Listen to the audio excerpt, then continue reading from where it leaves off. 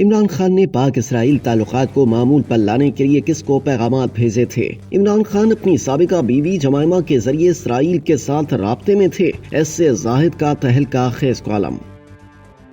اسرائیل کے بارے میں پاکستان کا موقف تاریخی اور واضح ہے۔ پاکستان طویل عرصے سے فلسطین کوس کے سخت ترین حامیوں میں سے ایک ریاست کے طور پر نمایاں ہے، جو کہ دیگر مسلم ممالک کے مقابلے میں اس بارے میں اپنے مضبوط موقف پر قائم ہے۔ اس پوزیشن کی جڑیں ایک اسلامی جمہوریہ کے طور پر پاکستان کی شناخت اور امت مسلمہ کے ساتھ اس کی وسیع تر وابستگی میں پیوست ہیں۔ کالم نگار ایس زاہد اپنے کالم میں لکھتے ہیں کہ اسرائیل کو تسلیم کرنے کا تصور پاکستان کی شناخت کے بالکل متضاد ہے۔ فلسطین نواز موقف نہ صرف سیاسی ہے بلکہ یہ پاکستانی معاشرے اور رائے عامہ میں گہرا سرایت اختیار کر چکا ہے۔ اس کی جھلک پاکستانی حکومتوں کی مسلسل پالیسیوں سے واضح نظر آتی ہے، جن میں فلسطینی علاقوں میں اسرائیل کے اقدامات کی کھلی مذمت، سفارتی تعلقات سے انکار اور اقوام متحدہ سمیت دیگر بین الاقوامی فورمز پر کھل کر فلسطینی ریاست کی حمایت شامل ہے۔ پاکستان کے اسرائیل مخالف جذبات کی شدت کا اندازہ 1948 میں اسرائیل کے قیام کی شدید مخالفت سے لگایا جا سکتا ہے۔ پاکستان نے اسرائیل کے قیام کی مخالفت کرنے والی دیگر مسلم اقوام کے ساتھ اتحاد کرتے ہوئے اسلامی تعاون تنظیم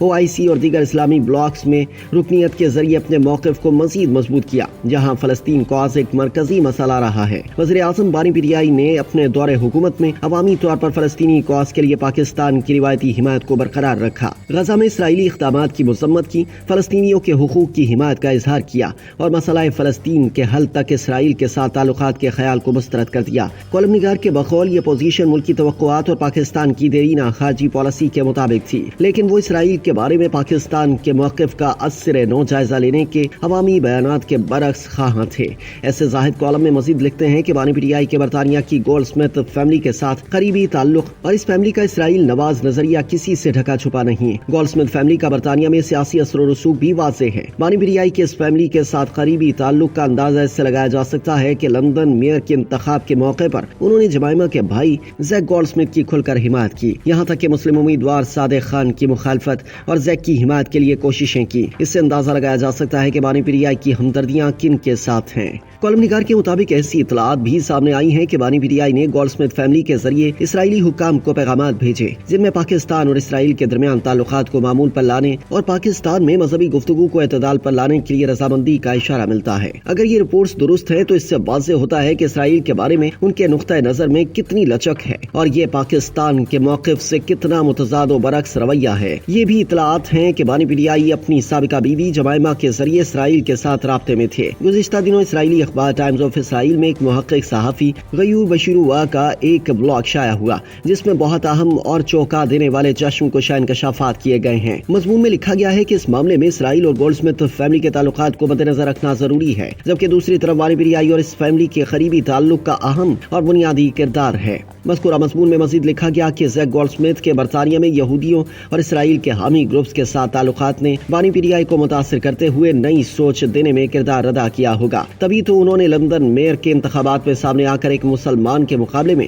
زیک کی حمایت کی تھی۔ مضمون نگار کے مطابق بانی PTI ایک لچکدار شخصیت کے مالک ہیں، اس لیے پاکستان میں فلسطینیوں کے بارے میں موقف میں تبدیلی کے لیے وہ موضوع شخصیت ہیں، جیسا کہ وہ پس پردہ اسرائیلی حکام کے ساتھ رابطوں میں یہ اشارہ دیتے رہے ہیں۔ PTI دور حکومت میں بعض حکومتی سیاسی شخصیات کے اسرائیل کے خفیہ دورے کا بھی چرچا ہوا تھا، لیکن اس وقت اس معاملے کو جلد دبا دیا گیا تھا۔ اس مضمون سے بظاہر یہ لگتا ہے کہ بانی PTI صہیونیوں کی ضرورت تھے اور ہیں، اور ان کی رہائی کے بینیفیشری بھی وہی ہوں گے، اگرچہ یہ ممکن نظر نہیں آتا کہ فلسطینیوں کے قتل عام پر پاکستانی عوام کی سوچ کو تبدیل کیا جا سکتا ہے۔ اگر بانی PTI اسرائیل کی ضرورت ہے تو خود ان کو بھی اس وقت ہر اس ذریعے کی مدد درکار ہے جو ان کی رہائی میں تعاون کر سکے۔ مذکورہ آرٹیکل کے بیان کیے گئے حقائق تک پہنچنا نہ صرف حکومت کا فرض ہے بلکہ ضروری ہے کہ قوم کو تحقیقات کے نتیجے میں سامنے آنے والے سچ سے آگاہ کرے، کیونکہ اگر یہ سچ ہے تو یہ فلسطین کوس کو نقصان پہنچانے اور قوم کے جذبات مجروح کرنے کے مترادف ہے۔